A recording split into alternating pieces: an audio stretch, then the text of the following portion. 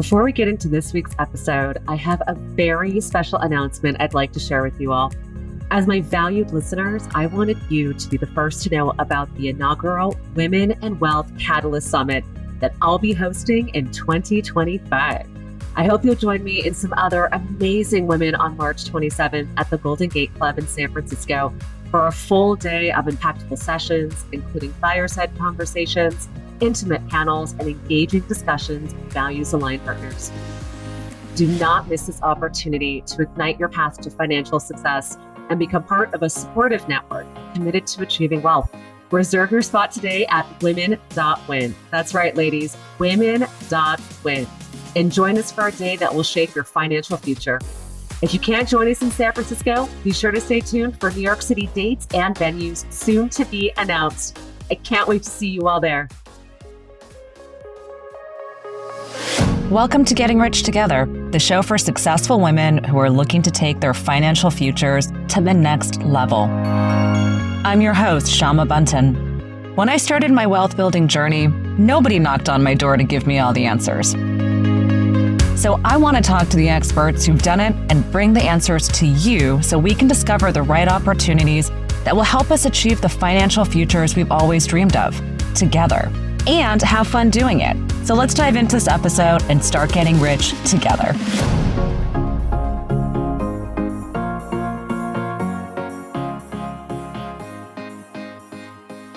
I am here today with the gorgeous and brilliant Kate Watts. Kate, you are a multi-time founder. You've had incredible exits in your past. You've led large teams, and I would say you are one of the most brilliant and creative people out there when it comes to building business and also building other people's businesses, which is really exciting. But today isn't just about your business and being a successful career woman and dominating the spaces of entrepreneurship. It's also about who you are. And I'm grateful to have you here today on Getting Rich Together to help us pull back the layers. Thank you for being here. Thank you so much for having me. And that is the most incredible introduction I've ever had in my life. So I'm very, very excited to contribute in any way that I can. Oh, wonderful.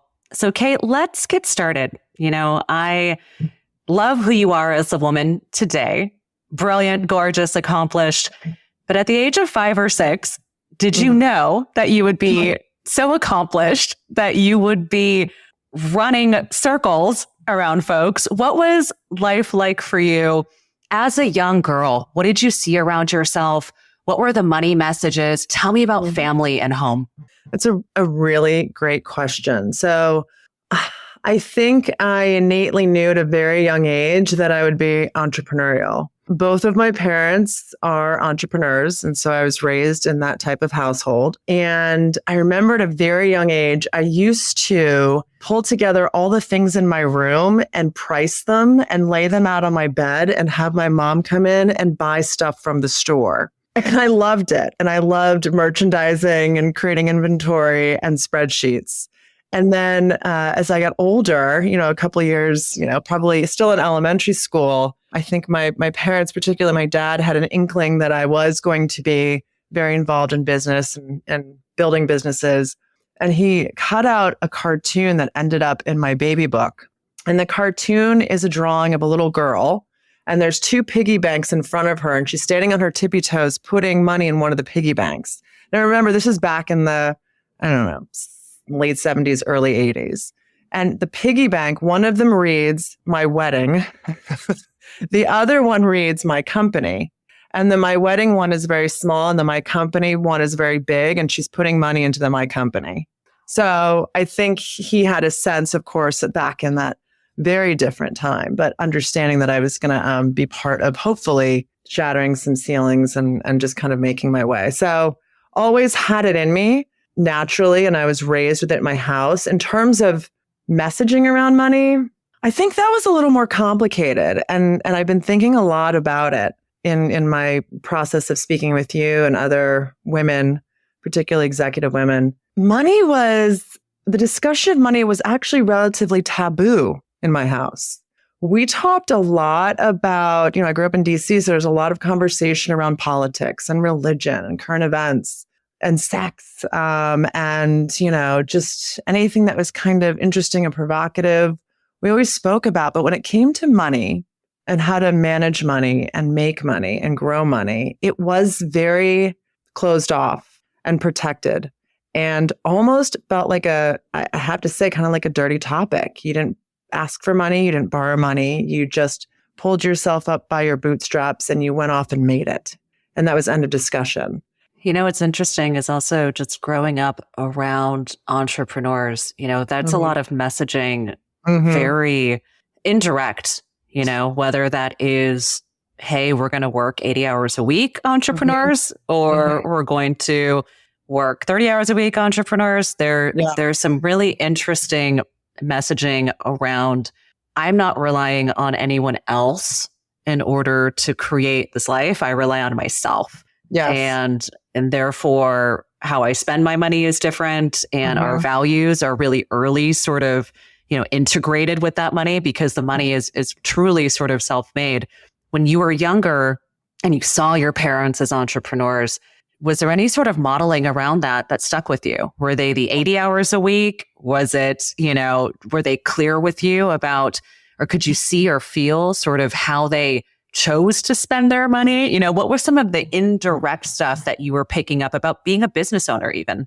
It's interesting. I think my parents still had relatively traditional roles of husband and wife. My dad started his company when I was younger. He was a road warrior for much of my growing up.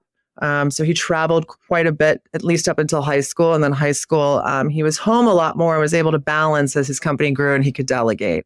But my message from him was work hard, work smart, and that he was on the road quite a bit.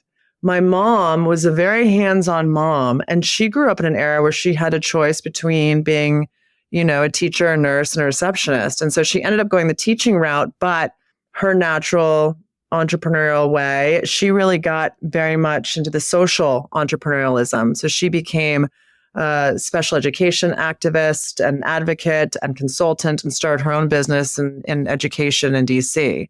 So I got to see kind of two different types of entrepreneurialism and advocacy. And she was very, she worked her schedule around us quite a bit so that she could be flexible. So I saw the benefit of entrepreneurialism and flexibility.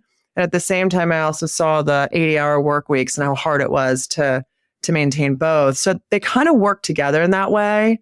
But I also saw mostly the reward from it and the pride of ownership, but the struggle, right? I mean, there's be some great years and some tough years, particularly early on.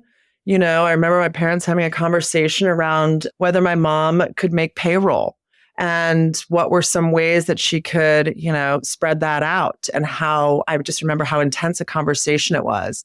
There were some weeks where it was paycheck to paycheck and Friday would roll around, and until the cash was cleared in the bank, we would, be eating breakfast for dinner.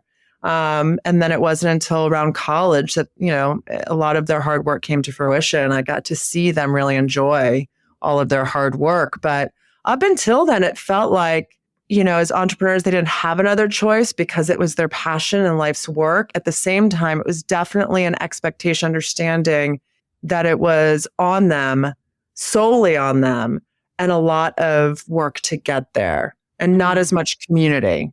Yeah. I can't imagine, at those times having the support groups or systems that we have today. Right. I know you're a part of YPO. I'm a part of EO. There are these organizations that are there to sort of help with, managing the ups and downs. And, Right. Kudos to your parents for doubling down on who they are. It takes a big risk to do that. And what a wonderful example to have been able to see sort of both sides of that.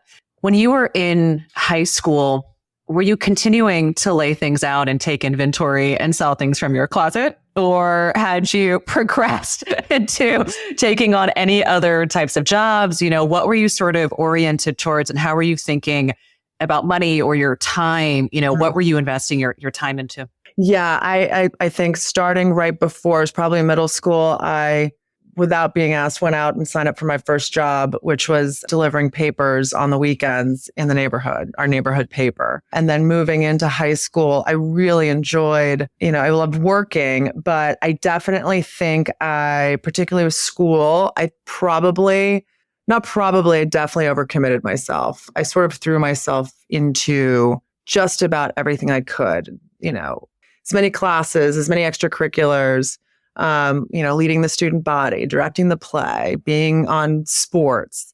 So I was always kind of seeking that next thing and that validation that came with it.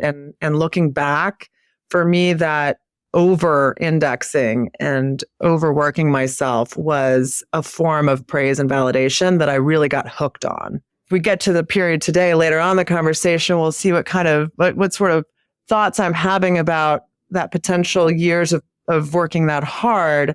But at the time, it really propelled and motivated me. And I loved it. I loved the energy of it. I loved taking on as much as I could. And not doing that, I felt bored. And I was kind of missing that energy, that dopamine hit.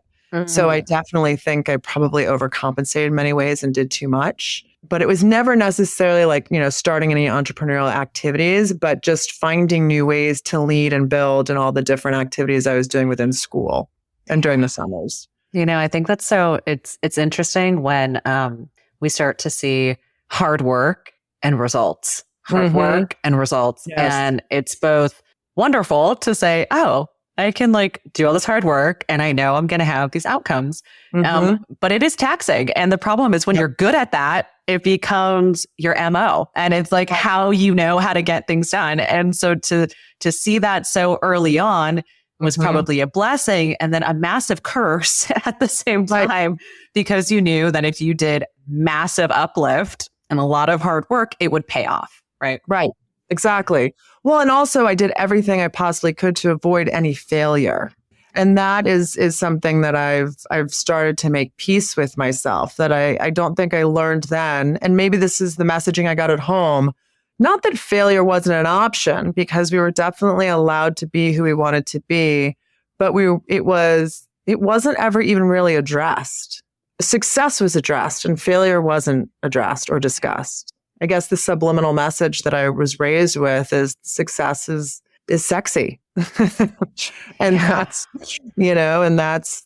what moves. And so I think I never really understood the inverse of that. So talk to me about moving into your university years. What sort of informed your decisions to what you studied? How calculated were you going into university? How did you tee up and manage those experiences? So when I went off to college, I wanted to stay small liberal arts. And I'll be honest, it was probably the first time that I really relaxed a bit. I had worked so hard in high school. And I went to an all-girls high school. So when I went to college, I decided to engage in much more social activities.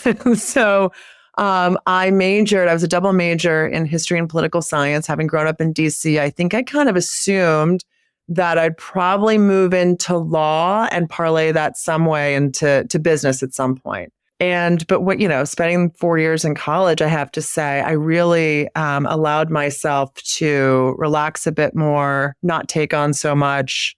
College is a little bit easier, I think, than for others because of how much I put into high school. So for me, college was really about the social experience. I got decent grades. I learned a lot. But at the end of the day, I knew that I would somehow end up with my next degree, a law degree, preferably, or a master's. And then when I rolled out of college, that's not at all what happened. I love when it's like, I thought I had it all figured out. Yeah. And then life actually happens, or rather I start to meet myself. And then I realize that who I am is very different than what I thought I would be. I think what kind of turned the corner for me, thinking I had everything laid out, was I spent my junior year abroad, but my first semester I spent at Columbia University as a transfer student. And that was really, I can't believe I'm going to admit this, but less about the education, but to follow my boyfriend who had graduated and was living in New York at the time. And my parents were like, you can go live there, but you need to go to Columbia. I said, okay. So I transferred there for the semester through my college program, and then fell in love with New York. I was like, wow, New York, I'm actually want to major in New York. I just have to figure out a way to get to New York. And I don't really know what that looks like, but New York feels like the energy and vibe that I need. And if I can make it here, I'll make it anywhere. So for me, my senior year was really pivoted to, okay, do I want to go the law route, or do I really want to go into New York, get whatever job I can and see what opportunity arises? And ultimately I pivoted in that direction, ended up graduating and getting straight to New York. What's interesting is I feel like everyone who has a stint in their life around New York feels energetically called to it. I remember getting on the airplane my first time and feeling the energy as you descend into JFK. And it's like all of a sudden in your veins opportunity, rush, excitement. It's really knowing that you can create anything and you don't know what. And sometimes it doesn't really matter because you know that by virtue of being there and being a hard worker, right? Like having that on your side means that you'll be able to pave the way. And it's an exciting feeling. And then also the second foot drops, which is you get to New York and you go, oh my gosh, this is very expensive. And how do I pay for this? And coming out of college, I can't imagine you were getting paid that much money, Kate. So talk to me about early days establishing yourself in New York. How on earth did you make money? Like, did you get to save any of it? Like, how did you even think about money in these early days? So this is where it gets interesting. I really, going back to the not talking about money, I did not have a good financial education. And you would think that by virtue of how my parents ran businesses, I would, but it just also financial education didn't come up much in any of my schooling or my conversations with adults. It just didn't. So I didn't even really understand what good credit was. I had a couple $1,000s saved in my bank account. And as my parents were very clear, once you're done with college, it's up to you. Good luck. There wasn't much of a safety net, if any. And so I took my $2,000 and found a roommate and drove a pickup truck with a twin bed up to New York, unloaded it, dropped it off in the apartment. That's all the furniture I had, and spent the next year at my first job, paying most of it for rent, eating bologna sandwiches, understanding that, whoa, I have no concept of money. My first job, I'll never forget, it was, I got through a friend of mine, I landed as a sales associate at a hedge fund advisory firm. So they would pull funds of funds together through their network. And I, again, had no understanding of this world at all. So I was learning as I went. But I remember they offered me $34,000 a year. I was like, oh my gosh. Because that's so much money. Oh my God, $34,000, not just once, but every year? You got to be kidding me. Every year, another $34,000. And I thought that was amazing because kind of the offers I was getting from public policy or public affairs shops in DC, which was my alternative, it was like $22,000 a year. And so 37 felt like, man, I am crushing it. 34. When I started to lay out my budget and look at everything, I realized that, yeah, more than half was going to rent, which left very little for living expenses. And so I would spend the first year, I remember I would, walk along Fifth Avenue and I found myself popping into these events that were happening and pretending to be there and eating food for dinner.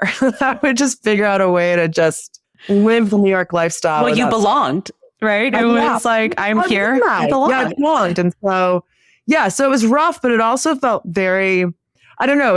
I think I'm a little bit of a masochist that way. And I think that does come back to how I was raised. There's a little bit too much of like, if I'm not suffering and I'm not doing it on my own, then it's not real and it's not worth it. So I think I probably, again, over-indexed on that suffering and doing it myself and thinking that's just how it had to be.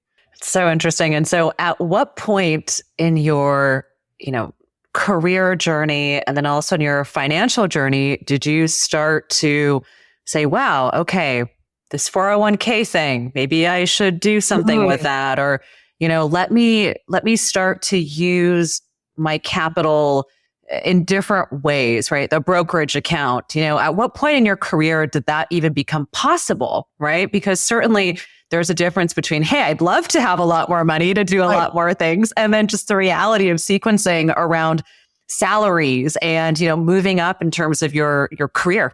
it's amazing when I think about how I survived those early years in New York, because I really was just about getting by. And I really was about, okay, what's the next job that I can get where I see a growth path? So I was in my first job, the hedge fund advisory firm, for only about 18 months. And then I got into what was this new world of digital and e-commerce, and that's where I landed my very first job, and have been in that industry ever since, at a digital agency. And I started to make slightly more money, moved into my own studio apartment, and was able to just live without feeling like I had to, find parties to crash. And it wasn't until probably 2 years in that when I met my husband at that job, he's 5 years older. And so he had a better sense of, I think he was a little more grounded when it came to money. And I think he was just more frugal, but I kind of always felt like I would just go out and make it. And I think he always was just kind of like, I'm just going to reserve it. And he introduced to me this whole idea of 401ks and IRAs and, thinking about the future. And I had a really hard time parting with, I'll be honest, with any disposable income. So the idea of a 401k or putting it towards anything was like, I didn't have that thinking of longevity. So I have to give him credit for ultimately saying, you've got to put something aside and start. How old were you at that time? Oh, I was still a baby. I mean, I met him when I was 22, 23. Wow. So it's still very young though, for you to start. Yeah. I mean, like at 22 or 23 years old, to be able to say like, okay, I don't really want to part with my cash, but to start making incremental investments at such a young age is a blessing. Yeah. And I wanted to be a little bit seem more responsible, and he seemed responsible. So I was going to be responsible. But it was really interesting too. I mean, I think about, again, still like that era, even though it wasn't that long ago, I'll never forget too, my first boss sat down and we talked about, there was a little bit of, I think that there was a profit sharing plan or some sort of equity. I couldn't remember exactly, but I'll never forget, he sat down and tried to explain it to me. And he said, well, just ask your dad. And I remember thinking, oh, that's a good idea. Again, this is in the 90s. This still was a period of time where it wasn't, I didn't really have a ton of women that I was around that had really been in that kind of position. And so it made sense for me to go talk to my dad. And then ultimately I ended up not talking to my dad because again, it always felt very wrought with complexity or some sort of, challenge to get to the nuts and bolts of it. So I ended up just not. And I found that that's kind of what I would do quite a bit. I would, at least at the beginning, defer to my older boyfriend and then husband, or just not ask any questions because I didn't want to come across as silly or stupid or not understanding how it all worked. I just wanted to do what I knew how to do really well, which was my job, and make money through salary. That was it. That's for a while, for many years. I feel like that's what we're taught to do. Be a good employee and work up the ladder. Had you at any point started to play with things like, negotiations on salaries or asking for higher compensation? Where did the chutzpah come for self-advocacy during the building of your career? Yeah, I think that I've always been relatively strong in that regard. And I do give also my upbringing a lot of credit. I was taught negotiation at a very early age. We used to buy these Christmas trees off a lot, and my dad would have me from age 6 on negotiate for the tree. So I always felt mostly comfortable. I mean, I think it is hard when you're 23, 24, all the way in your 20s, negotiating with anybody in a power position. But I always did really well at my job. I worked really hard. And so I always felt that I was worthy. And I do think I did a pretty good job over the course of my career negotiating for what I was worth. At the same time, also getting a lot of the messages in the second half of my career that women weren't given what they were worth. So I probably tripled down and in some instances maybe came out even stronger on the other side, wanting to make sure that I wasn't a number or a statistic that was caught in that. I was really, really adamant that I would push for what was fair. And did you look into other areas outside of, let's just say, salary compensation? Like, were you sort of looking at today, what I love about conversations with women like Jennifer Justice is she'll talk about, ask for the vacation package or the this thing and, Right. get the stock options and really look for 360-degree sort of, compensation packages. Was any of that sort of on your radar at that time, or was it really focused on getting higher and better salaries?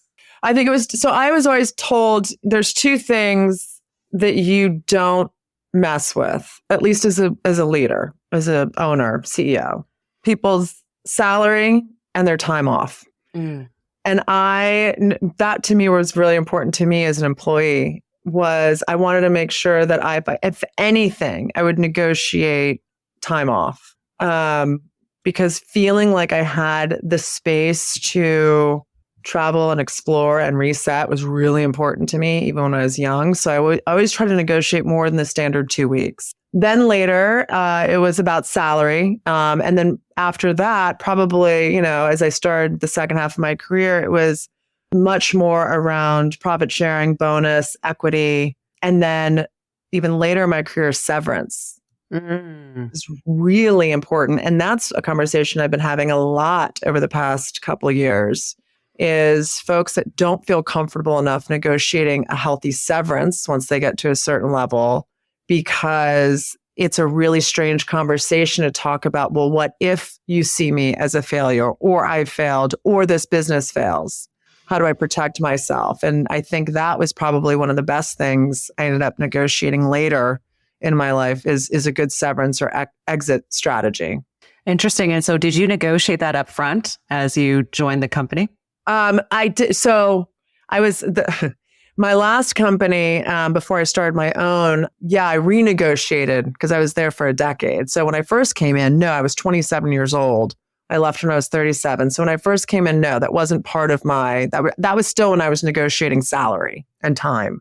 And then it was, I think a couple of years in, they offered me a profit sharing program, which I negotiated. And then I went back when my employment agreement, I think, was up, or they were redoing them for severance. And I parlayed that later on when I left to start my own company into an exit that allowed me the freedom and flexibility to start my next thing. So That's how did I amazing. have that? I don't know. I could have, because of course I have to bootstrap. I'm not asking for money, right? Ever. What was the conversation like, leading into the launch of your first business? It's obviously to take a leap and say, okay, I'm now going to leave something in a career that's very successful, where you were continuously seeing the rewards of your effort. Right. So you're definitely running things. And now you're at a point where you're saying, okay, I'm ready to go and do this magic that I've been doing for other companies. I'm ready to do the magic for myself. What kind of conversation did you have with your family, talking to your husband and saying, okay, here's how we're going to capitalize the business?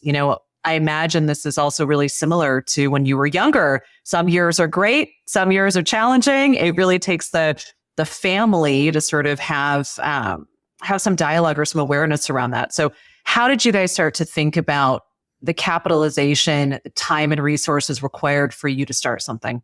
Yeah, I have a tendency to ask for forgiveness later, both in my career and just kind of, charging forward. That's probably the entrepreneurial part of me. And I might have done that a little bit with my family and with my husband. I mean, my husband he knew who he married. I think that was part of the allure, was that he knew that I was ambitious and was going to want to grow and evolve. And I got a lot of energy from my career. And throughout the course of our marriage and my raising my kids, and I really made a point too to be as present as possible with my kids. And by the way, there's no such thing as being able to do it all. It is a lot of work to try and do both, fulfilling and traumatizing, exhilarating and exhausting, all of the, two sides of the same coin feeling. But I still had always had a tendency in everything I did to succeed and grow and see that growth. So honestly, the conversation around it was almost an organic moment in time where I think he saw it, I saw it. He knew at some point I was going to go out on my own. It was just a matter of when, not if. And the moment arose, and the conversation also came organically at my company because I think I had reached a certain, the top 5 people in the organization. I didn't really know what my path for growth was there. And it felt like it was a good moment to shift. But I also knew that it would be a moment where my salary and what was going to happen after the first 6 months was anybody's guess. And so the conversation I had with him and the family was, listen, we're going to just have to be more frugal, and we're going to have to really lock it in and be really thoughtful about every penny that goes out for at least the next 6 months. But I do think that conversation was a lot lighter then than I would have now, knowing what I know, because I had so much hubris going into it. It really was like, of course I've succeeded in all these things, and I'll succeed in this, and we'll just tighten up a bit and it's fine. Which I'm glad I did. I'm still the hubris. Yes. Because if knowing what I know now, that journey of the past 4 to 5 years, I don't know if I would have had the same conversation or even had the confidence to do it. Were there safety nets that you had in place to help you feel more secure at all? I think that there's a emotional safety net, which I think is, hey, at the very least, I'll go back and get another job. And I know that I'm going to be successful. There's also the financial safety net of saying, all right, at least we can cover this for a year. And I know that this is the time. How did you sort of reconcile the enthusiasm and sort of blind ambition, which is so necessary to do anything entrepreneurial, but then also the self-regulation of fear? Yeah. I don't think I realized how much I say it was hubris, but I do think I was regulated, and I am quite a bit, and I'm working on it by fear as well. I think, we did have enough of a safety net for at least 6 months, but I would, especially in this market, and especially in this economy, which I think is kind of bonkers in how we're trying to define it, I would tell my younger self or myself 5 years ago to even have more of a safety net. I probably have a tendency to overextend ourselves in a bit over the last 20, 25 years because I always made it up then some. It's really challenging when you do hit a wall, especially at a certain point of your career where your backup isn't necessarily, oh, I can just get an executive job. At a certain point in your career, it might be harder, or you've been running companies. So where do you want to, see yourself next? And how is that going to sit with you? You may have used a lot of your own financial safety net to build a business, and maybe it's not turning a corner. So I would definitely say, while there's never a perfect time, try to have a safety net and then a safety net under the safety net. And that's one thing that I really think about now as I move into the next act 2 or act 3 of my career, is being more intentional about saving, diversifying, reinvesting than I ever have before. And I think that's in large part because it's been a couple years of a little bit more of a challenging financial market and, economic conditions for the kind of business that I do. So it's really been a good wake-up call for me to say, okay, were I to do this again, and I actually have, what are different levers that I would pull? I love that. That's fantastic wisdom. And also it's really exciting to hear how things are shifting for you and how you're thinking about them. Let's unpack a little bit around exiting companies. It's one thing to actually, before we go into the exit, I want to ask you about paying yourself first. It's one of those things where I think in launching a startup, we don't often talk about as founders, when the heck do we actually get paid? And, when do we say, I'm now taking a salary, I'm now instituting, a self-directed 401k or whatever the financial, mechanisms are here. What was it like for you? When did you start paying yourself, and how did it feel? And I'm assuming you probably didn't pay yourself as much as your last salary was. Sure. So how did that feel for you? And when did you start to pay yourself in this business? Yeah, when I first launched, I didn't pay myself for, I want to say about a year, which, again, I was tapping into reserves, an exit strategy for my prior company, but it was certainly a lot less. So yeah, it was about a year. I think I'm probably the worst person to ask because when you start a business later in life, or if you've had a very successful career and you all of a sudden decide, oh, I'm not going to take a salary, what are all the expenses you have around you? How much is your home? How much is your kids' education, your cars, your vacations, everything that you have, this lifestyle that you have lived up to that point, you essentially have to, that was the conversation I did have, is stop a lot of that or recalibrate it. But in my case, I, was living in a home that we had built and I wasn't about to sell it and start over at that point in my career. So that's a challenge when you have reached a certain point. How much can you give and for how long? So I would say if you're entrepreneurial, I would start as young as you feel comfortable because you have a lot less at stake, a lot more costs, a lot less pressing, and you're able to take less for longer. Mm-hmm. On the flip side, I would also say, and I tell this to any woman who I mentor or I advise who's looking to start a business or ask for more, always ask for more and always pay yourself what you think you're deserved, even if it's starting your own business. And I know it's hard to say that because you want to pay yourself last and give it a chance, but I do think there's real value in even for yourself, compensating yourself. And not, because what we have a tendency to do, particularly as women, I think, not to stereotype, but I think we are always the ones to feed ourselves last, to put our oxygen masks on last, to make sure that everybody in our organization is well taken care of, even mentally and emotionally, right? We burn out the fastest, but we grind more to protect everybody. And I think there's something really powerful. And even if it's a small paycheck, paying yourself back and saying you deserve it, you need to reap the reward. And you need to start to plan your business to be able to afford for you to show up every day. So as soon as you can, I recommend that you do.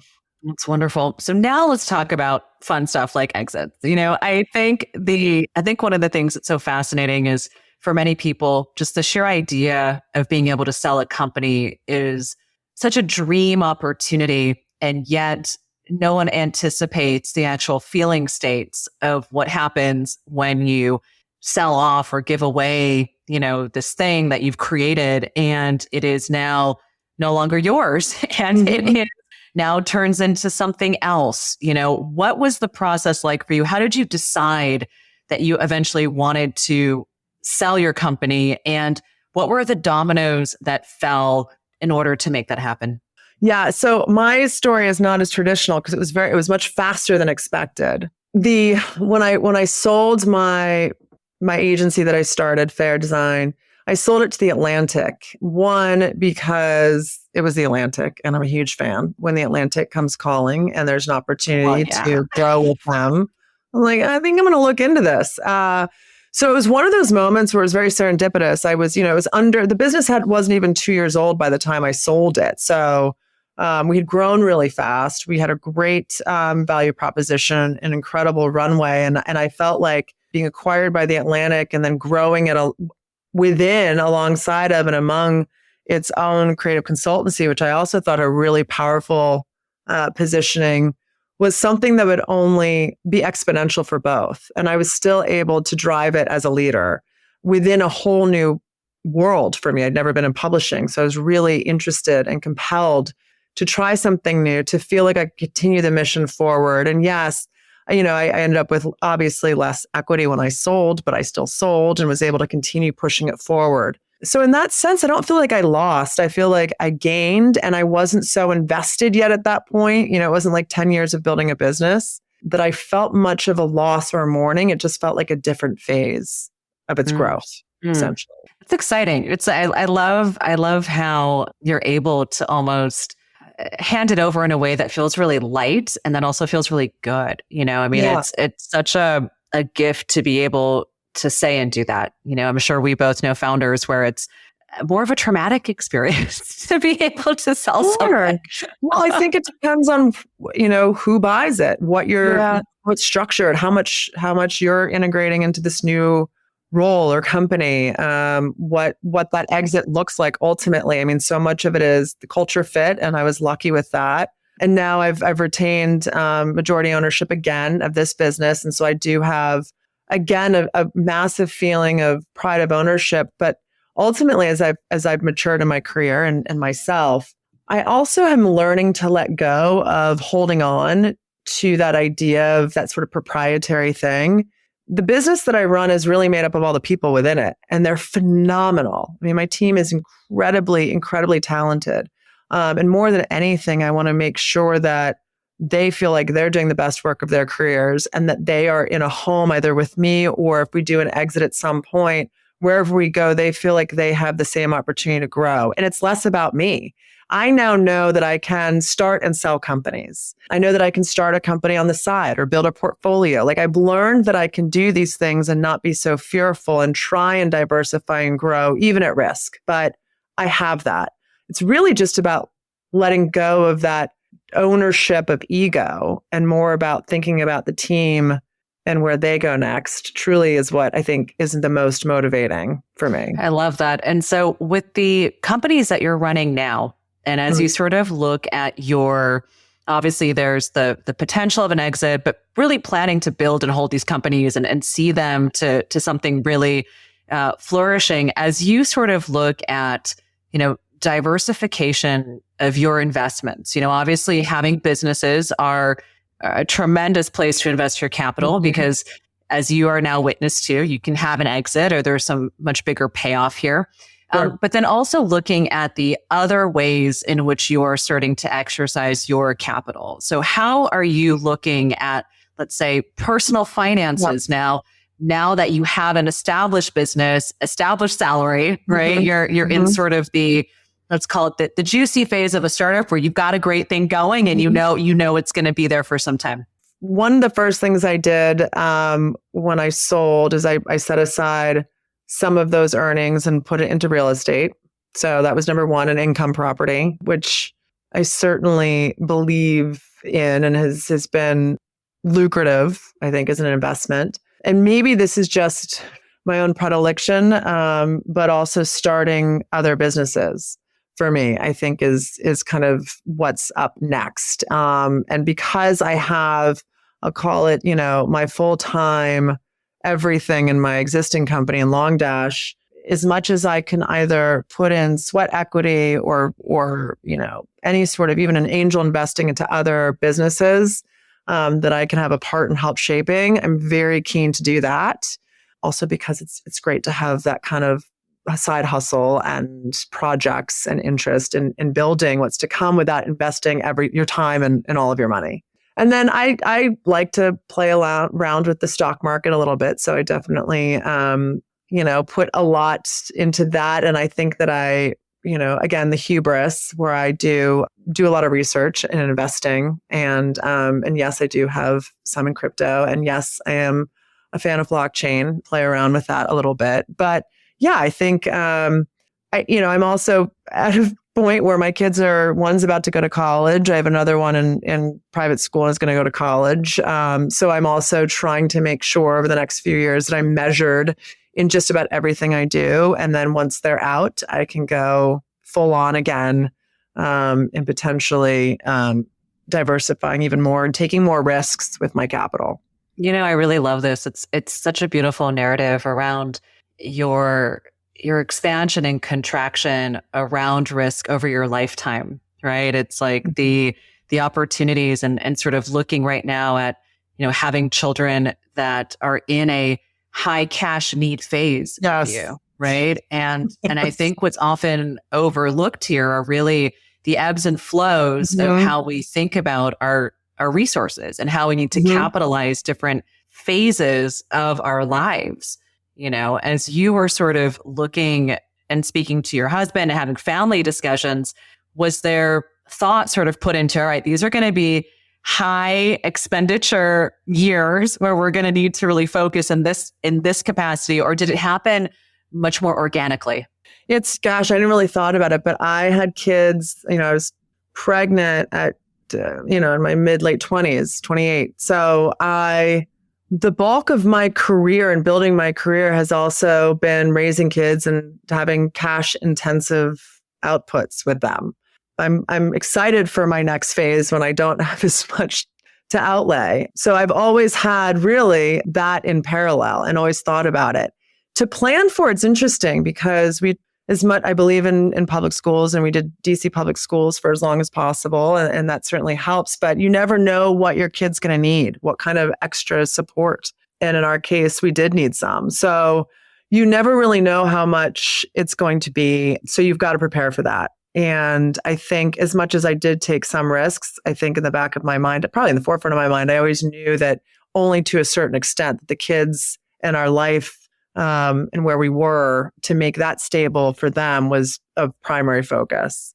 So, but now as I move into this phase where I've got, a few more years of, keeping them front of mind, they'll still be in my mind. And I can devote more of my time and energy on building capital. I plan to do that in the next half of my career. That's amazing. One of the things I'm so excited to hear your answer to is that of legacy. I can just see so clearly just the number of businesses and almost like a venture studio model coming out of you where you have your hands in so many different projects that are taking off and experimental. And, it's exciting for me to dream of your legacy from my side of things. But I would love to know, at a tender age of, let's say 102, how would you sort of want to look back and see this body of work that you're creating on the planet? It's a really great question. I think more than anything, I'm a builder. I love creating communities and ecosystems and business models and new ways of thinking and pathways and anything that generates some sort of growth, be it financial, be it product, be it people, whatever that is. It's always very, very compelling to me. And I think when businesses are done right, it's all those things come together and grow in a really healthy, amazing, energizing way.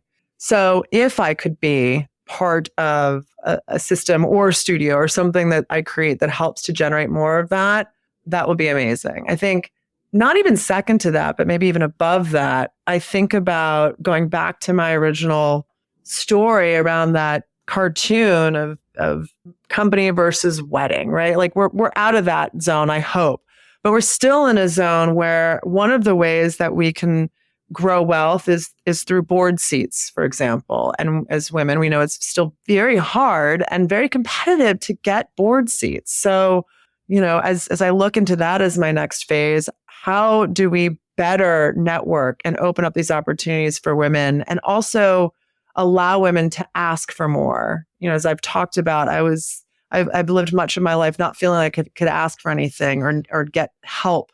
It's all has to be done on my own volition, my own grit. But I think as women, we need to support each other and ask for more and push for more things like board seats, like conversations around how to build wealth and, asking questions that might seem like we should have had the answers 30 years ago and feeling safe to do that.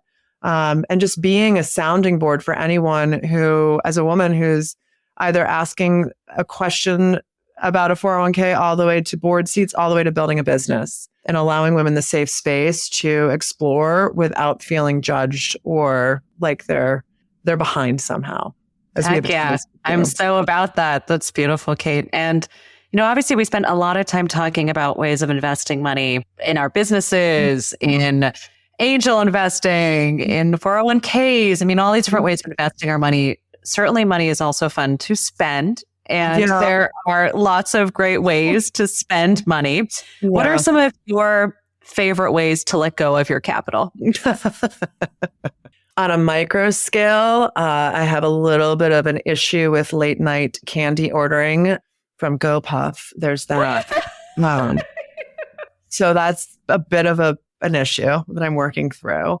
On a macro scale, I love to spend money on travel and experiences, hands down. I don't own many shoes or handbags. My closet's not full of, clothes and tangible things. I am very much willing to go into debt for the ultimate travel experience.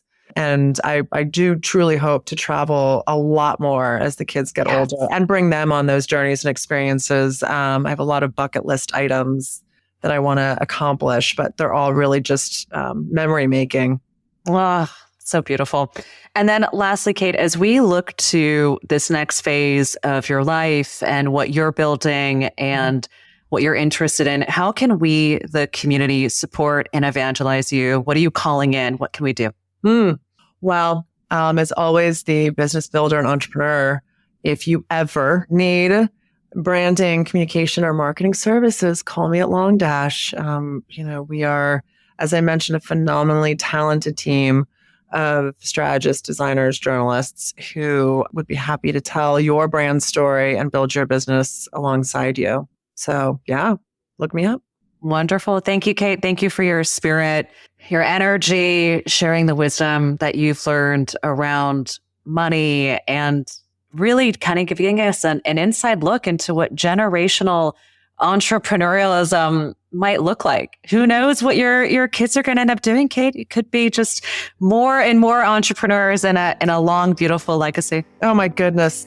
God help us, but yes. Thank you so much for being here today. I so appreciate you. I appreciate you. Thank you so much. Thank you so much for tuning into this episode of Getting Rich Together. Please take a minute to subscribe. And if you like this episode, I'd love it if you could share it with a friend who is ready to elevate their financial future. Until next time, let's keep getting rich together.